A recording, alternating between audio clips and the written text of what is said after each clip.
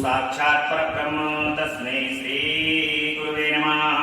अखण्डमण्डलाकारं व्याप्तेन चराचरं तत्पदं दर्शितं देवं नमामि गुरुदेव। बोले गुरु भगवान की जय।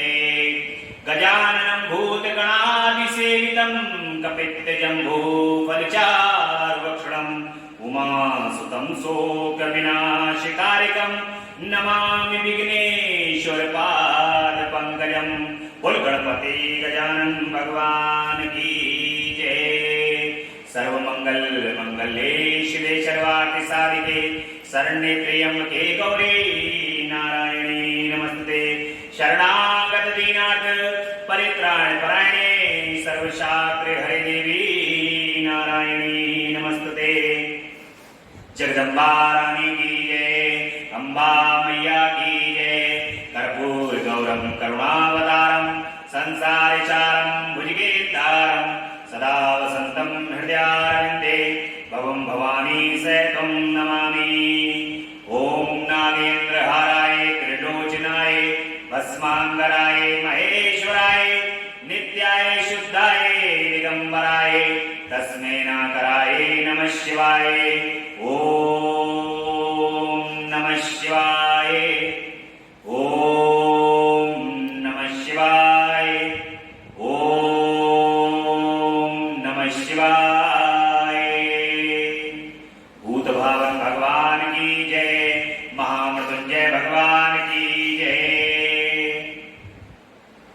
भगवान श्री गुरुदेव की असीम अनुकंपा से, माता पिता के आशीर्वाद, आप सभी भक्तों के भाग्य, प्रेम, श्रद्धा, विश्वास, जगदम्बा अम्बा पराशक्ति की और भगवान शिव की असीम कृपा है, जिस कृपा के कारण ही आज साक्षात भगवान शिव और जगदम्बा के स्वरूप शिव महापुराण की कथा का सप्तदश दिवस है, 17वां दिवस है। भगवान शिव और जगदम्बा अम्बा पराशक्ति की परम कृपा के कारण उनकी कथा को स्मरण करने का सौभाग्य हम सभी को प्राप्त हुआ। भगवान की महिमा, भगवान शिव और जगदम्बा की परम महिमा, उनकी परम गुणगान को करने का परम सौभाग्य तभी प्राप्त होता है जब मां और भगवान शिव कृपा।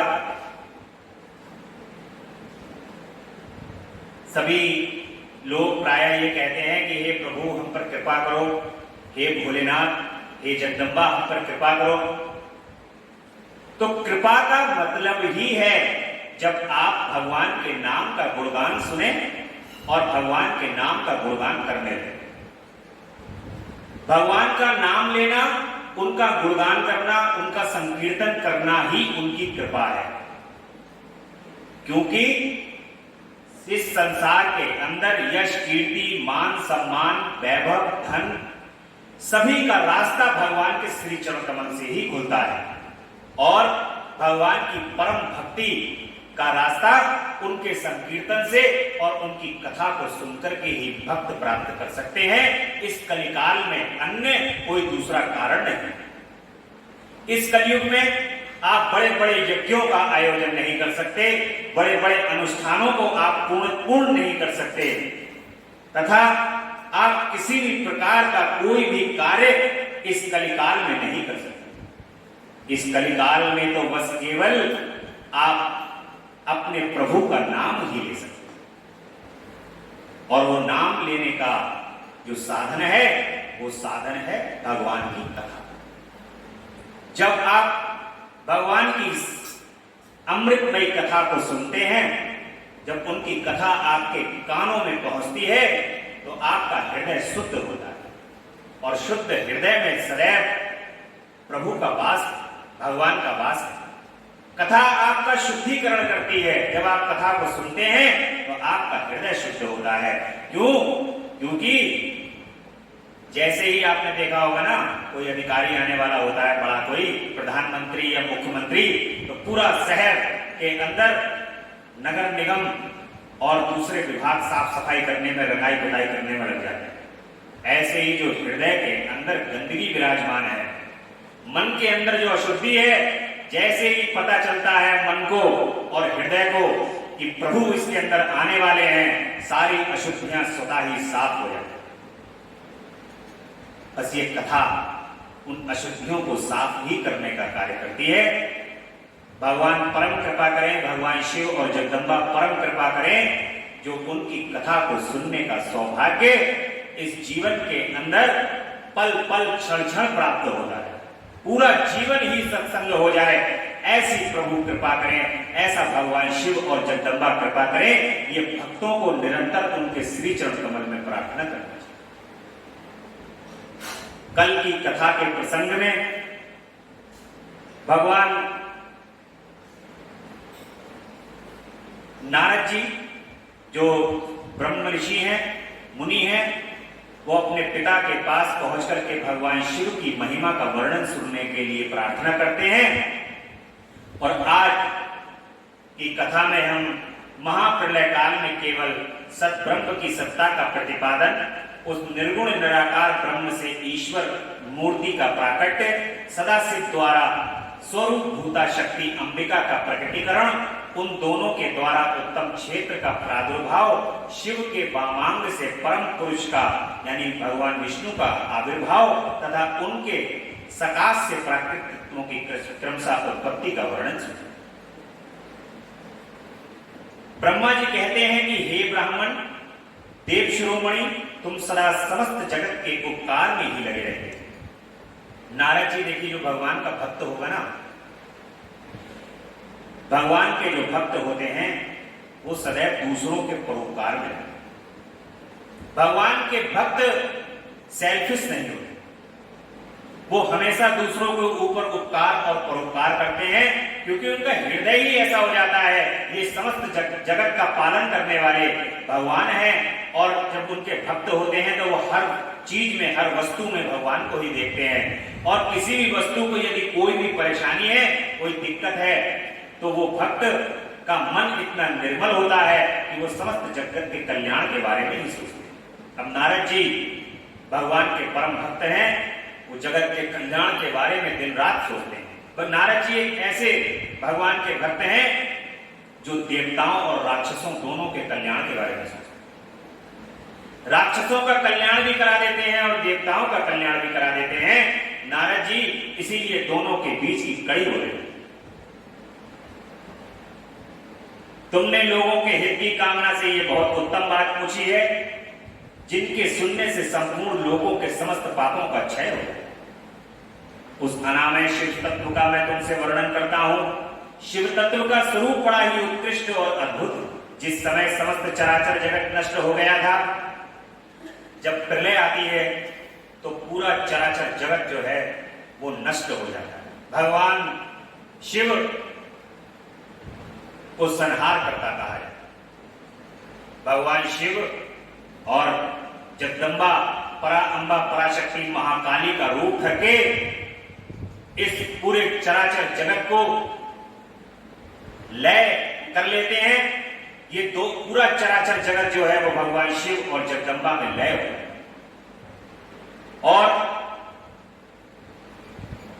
सर्वत्र पूरे ब्रह्मांड में कुछ दिखाई नहीं देता, सभी कुछ इन्हीं में ही समाहित हो जाता है। उसको महालय बोलते हैं, महाप्रलय बोलते हैं।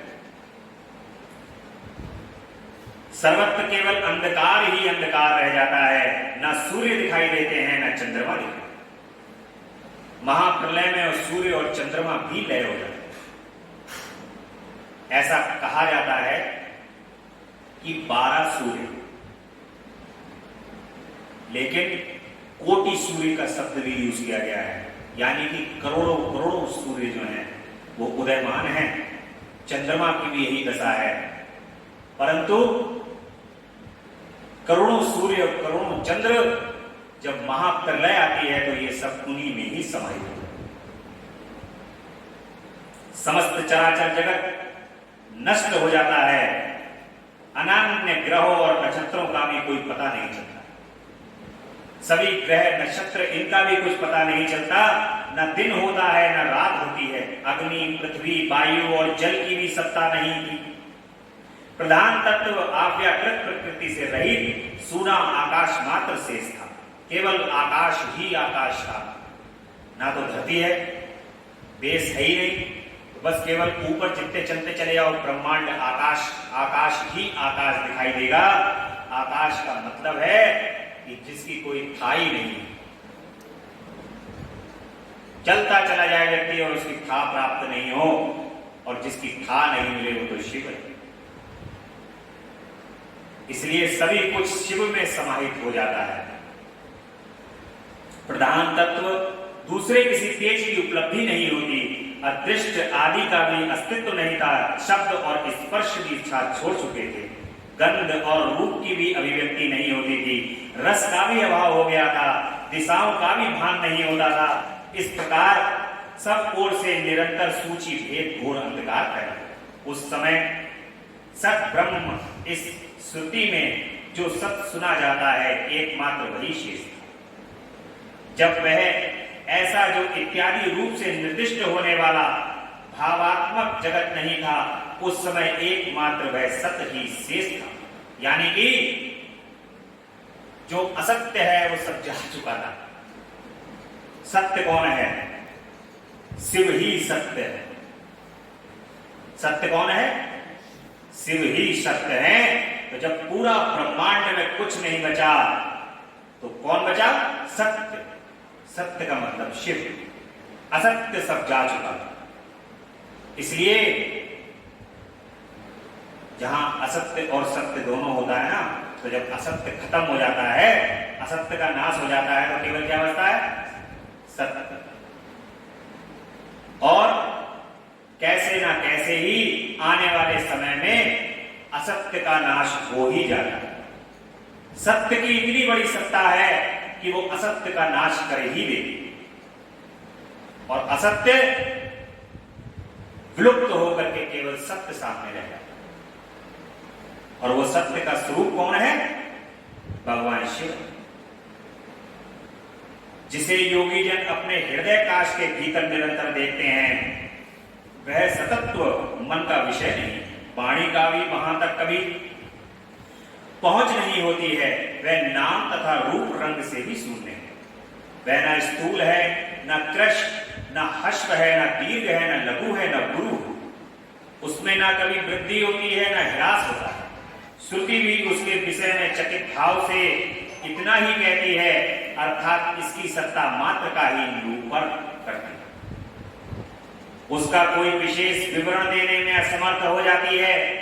वह सत्य ज्ञान रूप अनंत परमानंद में परम ज्योति स्वरूप अप्रेमय आधार रहित निर्विकार निराकार निर्गुण योगी गम्य सर्वव्यापी सबका एकमात्र कारण निर्विकल्प निरारंभ माया शून्य उपद्रव रहित अद्वितीय अनादि अनंत संकोच विकास से शून्य तथा चिन्मय,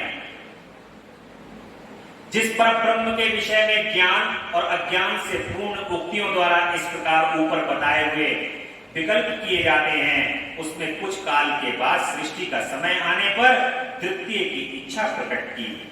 उसके भीतर एक से अनेक होने का संकल्प उदित हुआ। यानी कि अब एक ब्रह्म दूसरों न अस्ति, ये आपने देखा होगा, लिखा हुआ बहुत। एक है ब्रह्म दूसरों न अस्ति, यानी कि इस पूरे सकल संसार के अंदर केवल ब्रह्म और ब्रह्म के अलावा कोई दूसरा नहीं है।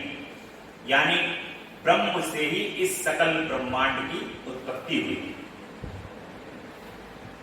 ना तो कोई देवी थे, ना देवता, ना ग्रह, ना नक्षत्र, सूर्य, चंद्रमा, कुछ भी इस संसार के अंदर नहीं था। मनुष्य की तो फिर विसाती क्या।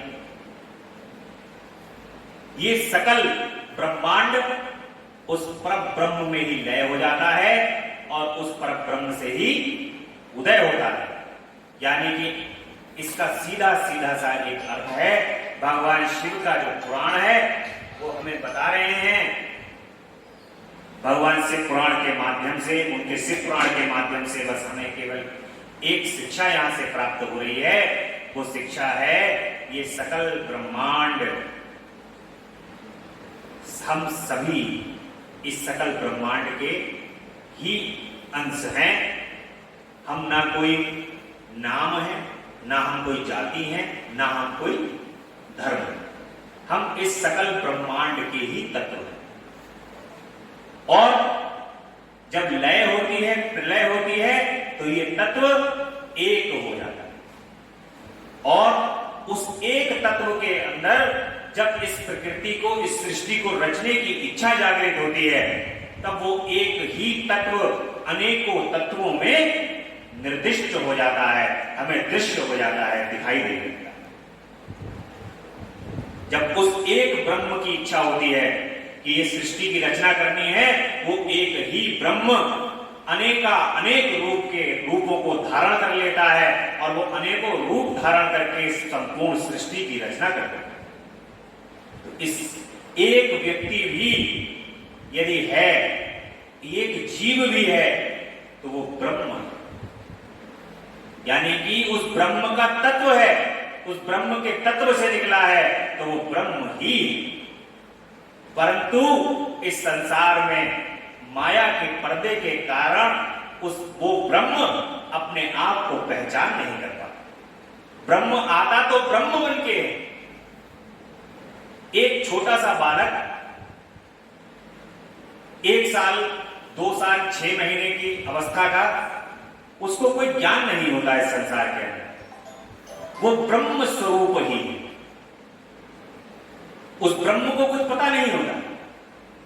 परंतु जैसे ही वो ब्रह्म इस संसार के अंदर अपने आप को मिलता है, देखता है, वैसी उसके अंदर माया का चक्र शुरू हो जाता है। और माया ऐसा पर्दा डालती है कि जो उसको बचपन में अपने ब्रह्म होने का बोध होता है, वो बोध खो देता है।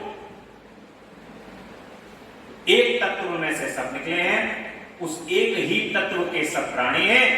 और एक तत्व के प्राणी जब भगवान सृष्टि को रचना करने का, जब वो एक तत्व यानी एक ब्रह्म सृष्टि को रचना करने का सोचते हैं, तो वो ब्रह्म ही समस्त संसार की रचना करता है। और वो ब्रह्म कौन है? वो ब्रह्म है भगवान महादेव, भगवान जगदम्बा अंबा पराशक्ति। वो ब्रह्म की ही स्वरूपा तुम्ही एक बोध्या पर ब्रह्म रूपा। मां के बारे में क्या कहा जाता है? तुम्ही एक बोध्या पर ब्रह्म रूपा, यानी कि आप ही पर ब्रह्म स्वरूपा। और जो दोनों में तो कोई भेद है ही नहीं, जो पृथक पृथक तोलने का तो भगवान शिव और जगदम्बा को कोई सवाल ही नहीं, क्योंकि दोनों एक ही तो तत्व है, अलग अलग तत्व नहीं है, एक ही तत्व है। वह जिस परब्रह्म के विषय में ज्ञान और अज्ञान से पूर्ण उक्तियों द्वारा इस प्रकार विकल्प किए जाते हैं, उसमें कुछ काल के बाद सृष्टि का समय आने पर द्वितीय की इच्छा प्रकट उनके भीतर एकमात्र अनेक होने का संकल्प हो गया। तब उस निराकार परमात्मा ने अपनी लीला शक्ति से अपने लिए मूर्ति आकार की कल्पना की। वह मूर्ति संपूर्ण ऐश्वर्य गुणों से संपन्न, सर्व ज्ञानमयी, शुभ स्वरूपा, सर्वव्यापिनी, सर्वरूपा, सर्वदर्शनी, सर्वकारिणी, सबकी एकमात्र वंदनिया, सर्वदा तथा सब कुछ देने वाली और संपूर्ण संस्कृतियों का केंद्र। जैसे ही भगवान ने सृष्टि को रचने की प्राकट्य उनके मस्तिष्क में हुआ, तब उन्होंने एक मूर्ति की रचना की, और वो मूर्ति इस संपूर्ण संसार को सब कुछ प्रदान करने, उस शुद्ध रूपणी ईश्वर मूर्ति की कल्पना करके वह अद्वितीय, अनादि, अनंत, सर्व प्रकाश, चिन्मय, सर्वव्यापी, अविनाशी परब्रह्म अनर्थित हो गया। जो मूर्ति रहित परब्रह्म है, उसी की मूर्ति भगवान सदा शिव है। पर ब्रह्म क्या है? मूर्ति रहित, उनकी कोई मूर्ति नहीं है, परंतु उन्हीं भगवान सदाशिव जो चिन्मय के आकार हैं, वो मूर्ति के रूप भगवान शिव है, यानी कि वो मूर्ति के रूप में भी प्रकट। अर्वाचीन और प्राचीन विद्वान उन्हीं को ईश्वर कहते हैं। उस समय एकाकी रहकर स्वेच्छानुसार विहार करने वाले उन सदाशिव को अपने विग्रह से स्वयं ही एक स्वरूप भूत शक्ति की सृष्टि हुई, जो उनके अपने ही अंग में कभी अलग, जो उनके अपने अंग से कभी अलग नहीं हुई।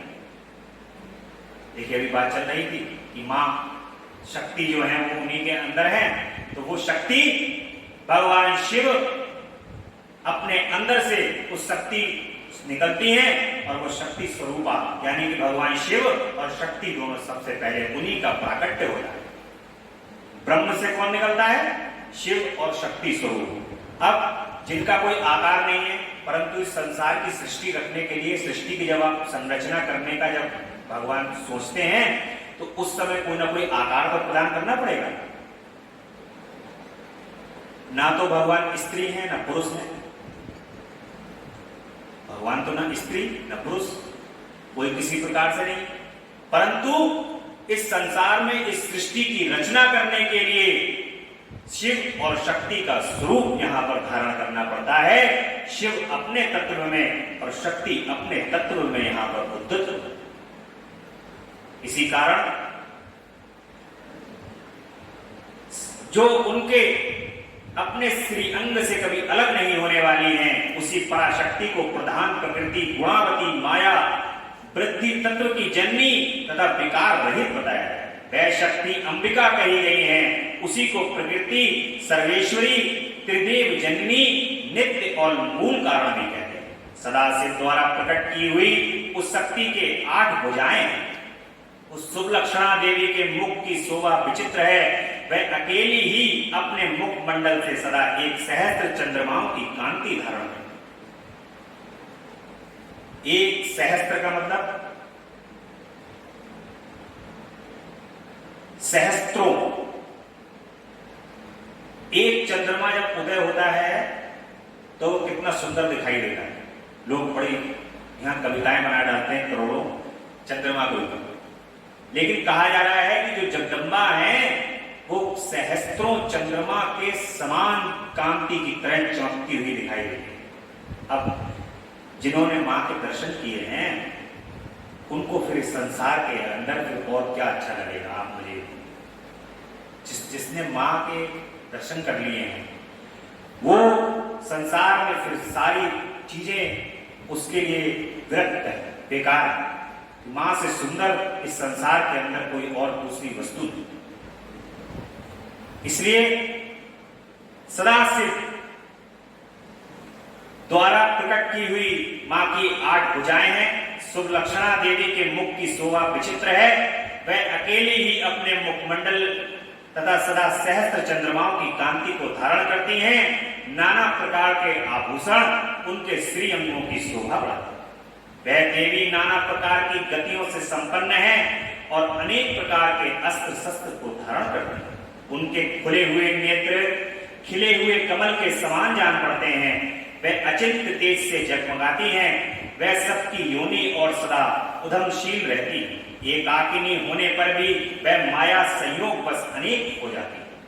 माता एक होने के बावजूद भी अनेक रूप धारण करती है। कहीं लक्ष्मी का स्वरूप रख लेती है, कहीं सीता का स्वरूप, कहीं राधा बन जाती है, कहीं जगदम्बा दुर्गा बन जाती हैं, कहीं काली रूप धारण कर लेती हैं। ऐसे ही जगदम्बा अनेक रूप धारण करती है। इसलिए एक होने पर भी वह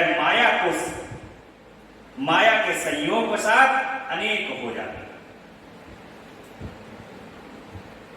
मेरे पिताजी ने एक जो था वो भजन लिखा था, बहुत बढ़िया, बड़ा सुंदर भजन है। काल ने माया जाल रचाया, काल ने माया जाल रचाया, एक वही काल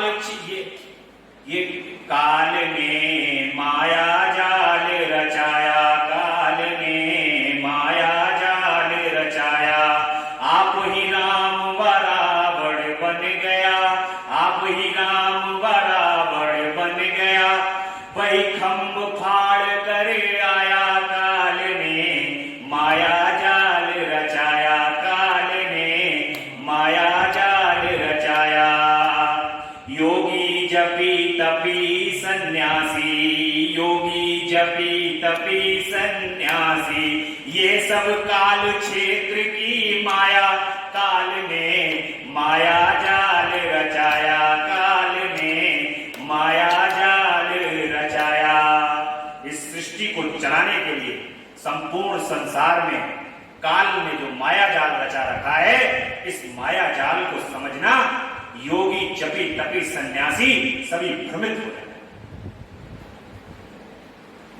भक्त और भगवान का ही केवल इस संसार के अंदर ऐसा संबंध है जो भक्त भ्रमित नहीं होता, क्योंकि भक्त केवल एक ही चीज देखता है, वो अपने भगवान को। योगी तो अनेकों चक्रों से होता हुआ ब्रह्म को प्राप्त करता है, परंतु भक्त तो केवल डायरेक्ट एक संबंध है अपने भगवान। अपने भगवान को देखने के अलावा भक्त किसी अन्य जगह देख नहीं सकता। इसलिए भगवान की माया भक्तों पर कार्य नहीं करती और भक्त पहचान लेते हैं कि ये हमारे भगवान। तो वो माया संयोग बस अनेक हो जाती हैं। वे जो सदाशिव हैं उन्हें परम पुरुष ईश्वर शिव शंभु और महेश्वर कहते हैं। वे अपने मस्तक पर आकाश गंगा को धारण करते हैं। उनके भाल देश में चंद्रमा शोभा पाते हैं। उनके 5 मुख हैं और प्रत्येक मुख में 3-3 नेत्र हैं। उनका चित्त सदा प्रसन्न रहता है। भगवान शिव के जो भक्त होते हैं, आपने देखा होगा, बड़े प्रसन्न रहते हैं। अभी ये श्रावण मास चल रहा है, आप कांवड़िए भगवान के जो कांवर भर के जल भर के लेके आते हैं, नाचते गाते उछलते कूदते ही रहते हैं हर समय। क्यों? क्योंकि कल एक बात चल रही थी कि अपने इष्ट का प्रभाव उनके भक्तों पर भी पड़ता। जो इष्ट होते हैं ना, वैसे ही उनका चेहरा मोहरा वैसे ही हो जाएगा और वैसा ही स्वभाव हो जाएगा। जैसे भगवान प्रसन्न चित्त हैं, ऐसे ही उनके भक्त भी प्रसन्न चित्त हो जाए। तो यहां शिव पुराण कह रही है कि भगवान का प्रसन्न चित्त मुख है, सदा प्रसन्न रहते हैं भगवान शिव। वे 10 भुजाओं से युक्त और त्रिशूलधारी। उनके श्री अंगों की प्रभा कर्पूर के समान, कर्पूर गौरम करुणावतारम संसार सारम भुजगेंद्रहारम सदा वसंतम हृदयारविंदे भवम भवानी सहतम नमः। यानी कि कर्पूर के समान गौर वर्ण को धारण किए हुए भगवान शिव हैं, श्वेत गौर हैं। वे अपने सारे अंगों में भस्म को रमाए रहते हैं। उन काल रूपी ब्रह्म ने एक ही समय शक्ति के नाथ शिवलोक नामक क्षेत्र का निर्माण किया था। उस उत्तम क्षेत्र को ही काशी कहते हैं। सर्वप्रथम भगवान ने निर्माण जो उस पृथ्वी पर किया है, वो काशी क्षेत्र का निर्माण, यानी कि काशी सबसे प्राचीन है। जब प्रलय के बाद दोबारा भगवान सृष्टि को रचने की कल्पना करते हैं, तो सबसे पहले क्या उत्पत्ति होती है? काशी। तो भगवान सबसे पहले काशी कहते हैं, इसलिए कहते हैं कि काशी मुझे बहुत प्रिय है। भगवान शिव का सबसे पहला कथन है, जिनको अंबिका के और भगवान शिव के दर्शन करने होंगे काशी जरूर जाए। वहां पर अंबिका और भगवान शिव के दर्शन धन्य होते हैं। और ये काशी भी आपके शरीर के अंदर ही स्थित है। जो बोध कर लेते हैं, ज्ञान कर लेते हैं, उनका शरीर काशी हो जाता है। और क्योंकि काशी जब शरीर हो जाएगा तो फिर क्या होगा? मुक्ति प्राप्त होगा। जब आपका शरीर काशी हो जाएगा तो क्या कहलाएगा? मुक्त हो जाएगा। वह परम निर्वाण या मोक्ष का स्थान है जो सबके ऊपर विराजमान है। वे प्रिया प्रियतम रूप शक्ति और शिव जो परमानंद स्वरूप हैं, उन मनोरम क्षेत्र में नित्य निवास करते हैं। काशी में भगवान शिव और जगदम्बा निवास करते हैं। काशीपुरी परमानंद स्वरूपणी है। मुनि शिव और शिवा ने महाप्रलय काल, हे मुनि, शिव और शिवा ने प्रलय काल में भी कभी उस क्षेत्र को अपने सानिध्य से मुक्त नहीं किया। यानी कि प्रलय काल में भी भगवान शिव और जगदम्बा उस क्षेत्र को छोड़ा नहीं। इतना प्रिय है काशी भगवान। शिवा ने उससे कभी मुक्त नहीं हुए, इसलिए विद्वान पुरुष उसे अभिमुक्त क्षेत्र के नाम से भी जाने। वह क्षेत्र आनंद का हेतु है, इसलिए पिनाकधारी शिव ने पहले उसका नाम आनंद वन रखा। उसके बाद वह अभिमुक्त के नाम से प्रसिद्ध हुए। देवऋषि एक समय उस आनंद वन में रमण करते हुए शिवा और शिव के मन में यह इच्छा हुई कि किसी दूसरे पुरुष की भी सृष्टि कर दी। अब सृष्टि की रचना भगवान शिव और मां है, तो विहार करते करते, विचरण करते करते भगवान शिव और मां के मन के अंदर ये जागृति हुई कि और भी जो है सृष्टि की रचना की जाए, और भी किसी पुरुष की रचना की जाए जिससे आगे की सृष्टि चले। जिस पर यह सृष्टि संचालन का महान भार रखकर हम दोनों केवल काशी में रहकर इच्छानुसार विचरे और निर्वाण धारण करें। वही पुरुष हमारे अनुग्रह से सदा सबकी सृष्टि करे, पालन करे और वही अंत में सबका संहार भी करे। यह चित्त एक समुद्र के समान है, इसमें चित्त की उनताल तरंगें उठ उठकर इसे चंचल बनाए रहते हैं। इसमें सब गुण रूपी, तमोगुण रूपी और ग्रह रजोगुण रूपी मूंगे भरे हुए। इस विशाल चित्त समुद्र को संकुचित करके हम दोनों उस पुरुष के प्रसाद से आनंद काशी में सुखपूर्वक निवास करें। जैसे माँ बाप होते ना, उनकी एक इच्छा होती है कि हमारे पुत्र पुत्रियां हैं, पहले लड़कियां हैं तो लड़कियों की शादी कर दें, पुत्र हैं तो पुत्र जो है नौकरी वोकरी लग जाए, अपना काम धंधा करने लगे, इसकी भी शादी हो जाए, इसके भी बाल बच्चे हो जाए, फिर उसके बाद हम निवृत्त हो जाए। ऐसे ही भगवान शिव और मां दोनों लोग जो है विहार कर रहे हैं, तो उस समय क्या कह रहे हैं? कह रहे हैं कि एक तो संरचना का करने वाला उत्पन्न हो जाए, एक पालन करने वाला आ जाए, और फिर अब जब सब ये लय करना हो तो एक संहार करता आ जाए। इन तीनों की उत्पत्ति कर लो और हम दोनों लोग जो है वो काशी में रहना शुरू कर दें। माँ बापों की भी यही इच्छा होती ना, फिर अब बुढ़ापा आ जाएगा, फिर उसके बाद हम दोनों लोग आराम से रहेंगे। माँ बाप भी यही सोचते हैं। ऐसे ही जगदम्बा और भगवान शिव के हृदय में भी यही बात आती है, तो आनंद वन में सुखपूर्वक निवास करेंगे, ये मन में विचार करना।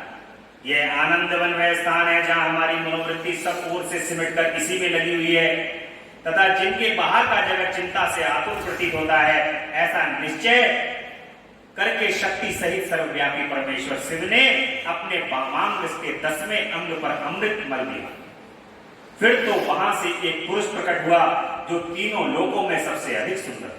वह शांत था, उसमें सत्व गुण की अधिकता थी तथा वह गंभीरता का अथाह सागर था। हे मुनि, क्षमा नामक गुण से युक्त उस पुरुष के लिए ढूंढने पर भी कोई उपमा नहीं। उसकी कांति इंद्रनील मणि के समान श्याम थी, उसके अंग अंग में दिव्य शोभा छिटक रही थी और नेत्र प्रफुल्ल कमल के समान शोभा पाया। श्री अंगोपण सुवर्ण की श्रीकांति, दो सुंदर रेशमी पीतांबर शोभा दे रहे थे।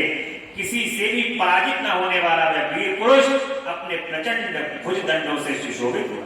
तदंतर उस पुरुष ने परमेश्वर शिव को प्रणाम करके कहा कि स्वामी, मेरे नाम निश्चित कीजिए और काम बताइए। उस पुरुष की यह बात सुनकर महेश्वर भगवान शंकर हंसते हुए मेघ के समान गंभीर वाणी से उनसे बोले, कहा, भगवान शिव कहते हैं कि वत्स व्यापक होने के कारण तुम्हारा नाम विष्णु विख्यात। भगवान विष्णु इस संसार में सबसे सुंदर है और उनके समान कांति और सुंदरता पूरे संसार में, पूरे ब्रह्मांड में, तीनों लोकों में कहीं नहीं। इसलिए भगवान विष्णु, देखिए उत्पत्ति किससे हुई? जब इच्छा करी भगवान ने सृष्टि की रचना के लिए, तो पालनकर्ता को बुलाया, यानी कि भगवान विष्णु को। कहां से आए भगवान विष्णु? भगवान शिव से। यानी कि विष्णु जी कौन है? पर ब्रह्म स्वरूप भगवान शिव का ही तत्व कहां है? शिव तत्व से ही उत्पन्न हुए हैं। तो फिर ये भेद कैसा संसार के अंदर की ब्रह्मा विष्णु महेश ये तीन देव हैं अलग अलग। ऐसा भेद व्यक्ति को कभी जीवन के अंदर नहीं करना चाहिए, इसका भी घोर पाप है। क्योंकि शिव तत्व भगवान विष्णु शिव तत्व ही। परमेश्वर शिव को प्रणाम करके भगवान विष्णु कहते हैं, भगवान शिव कि प्रभु मुझे कार्य बताइए। भगवान शिव कहते हैं कि व्यापक होने के कारण तुम्हारा नाम विष्णु विख्यात हुआ, इसके सिवा तुम्हारे बहुत नाम होंगे जो भक्तों को सुख देने वाले। तुम सुस्थिर उत्तम तप करो क्योंकि वही समस्त कार्यों का साधन है। ऐसा कहकर भगवान शिव ने श्वास मार्ग से श्री विष्णु को वेदों का ज्ञान कराया। तदंतर अपनी महिमा से भी कभी च्युत न होने वाले श्री हरि भगवान शिव को प्रणाम करके बड़ी भारी तपस्या करने लगे और शक्ति सहित परमेश्वर शिव भी पार्षद गणों के साथ वहां से अदृश्य। भगवान विष्णु के सुदीर्घ काल तक बड़ी कठोर तपस्या करने के बाद तपस्या के परिश्रम से युक्त भगवान विष्णु के अंग से नाना प्रकार की जलधाराएं, यह सब भगवान शिव की माया से ही संभव हुआ। हे महामुनि, उस जल से सारा सुना आकाश व्याप्त हो गया। वह ब्रह्म रूप जल अपने स्पर्श मात्र से सब पापों का नाश करने वाला सिद्ध हुआ। उस समय थके हुए परम पुरुष विष्णु ने स्वयं उस जल में शयन किया। वे दीर्घ काल तक बड़ी प्रसन्नता के साथ उसमें रहे। नार अर्थात जल से शयन करने के कारण ही उनका नाम नारायण, ये श्रुति सम्मत नाम प्रसिद्ध हुआ। उस समय उन परम पुरुष नारायण के सिवा दूसरी कोई प्राकृतिक वस्तु नहीं। देखिए, पर ब्रह्म यानी भगवान शिव और जगदम्बा, उन्होंने तो सबसे पहले प्रकट किसको किया? भगवान विष्णु। और भगवान विष्णु घोर तपस्या करने के कारण नार यानी कि जल के अंदर निवास करने लगे और इसी कारण उनका नाम नारायण। और अब इस सृष्टि के अंदर भगवान विष्णु के सिवा, क्योंकि भगवान परब्रह्म मां शिव और शक्ति जो है वो तो अपने विचरण कर रहे हैं, उन्होंने भार किसको सौंप रखा है? विष्णु जी को। अब इस पूरे ब्रह्मांड में कौन है? केवल विष्णु जी।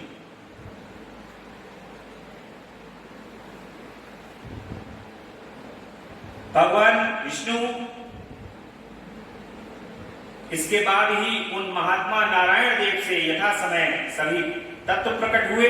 महामते विद्वान, मैं उन तत्वों की उत्पत्ति का प्रकार बता रहा हूं, सुनो। प्रकृति के महत तत्व से प्रकट हुआ और महत तत्व से तीनों गुण, इन गुणों के भेद से ही त्रिविध अहंकार की उत्पत्ति हुई। अहंकार से 5 तन्मात्राएं हुई और उन तन्मात्राओं से 5 भूत प्रकट हुए। उसी समय ज्ञानेंद्रियां और कामेंद्रियों का भी प्रादुर्भाव हुआ। मुनिश्रेष्ठ, इस प्रकार मैंने तुम्हें तत्वों की संख्या बताई। इनमें से पुरुष को छोड़कर शेष सारे तत्व प्रकृति से प्रकट हुए हैं, इसलिए सब के सब जड़। तत्वों की संख्या 24 है। उस समय एकाकार हुए 24 तत्वों को ग्रहण करके वे परम पुरुष नारायण भगवान शिव की इच्छा से ब्रह्म रूप जल सो। इस प्रकार से भगवान विष्णु के द्वारा सृष्टि की रचना होने लगी, सभी तत्व उत्पन्न होने लगे, कामेंद्रियां उत्पन्न होने लगी और जो कि भगवान शिव की लीला प्रकट होने जा रही है। भगवान शिव जो है लीला करने जा रहे हैं, सृष्टि की रचना करने जा रहे हैं, इसीलिए जो है वो भगवान ने विष्णु के रूप में अवतार ले लिया।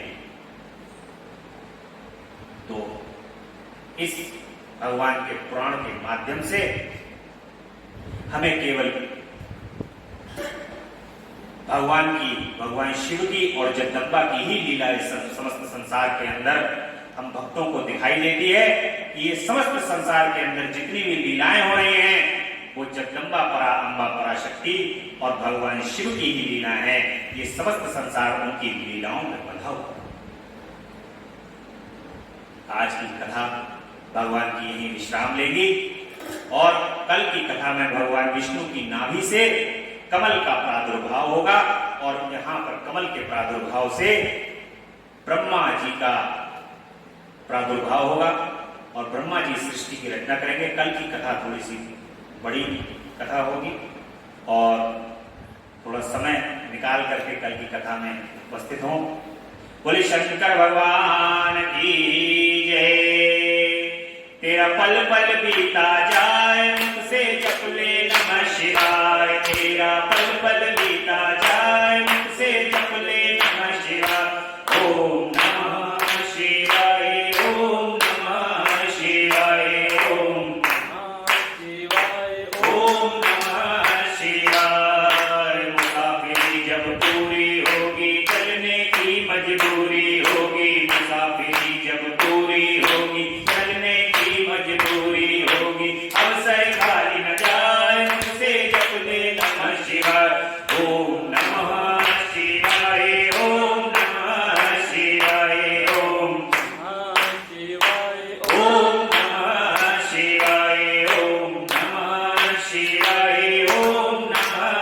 शिवाय।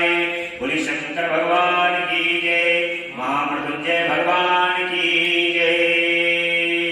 हरे राम राम राम सिया राम राम राम, हरे राम राम राम सिया राम राम राम, हरे राम राम राम सिया राम राम राम, हरे राम राम राम सिया राम राम राम, हरे राम राम राम सिया राम राम राम, हरे राम राम राम सिया राम राम राम, हरे राम राम राम सिया राम राम राम, हरे राम राम राम सिया राम राम राम, हरे राम सिया राम राम राम, हरे राम राम सिया राम राम राम, हरे राम राम सिया राम राम राम, हरे राम राम सिया राम राम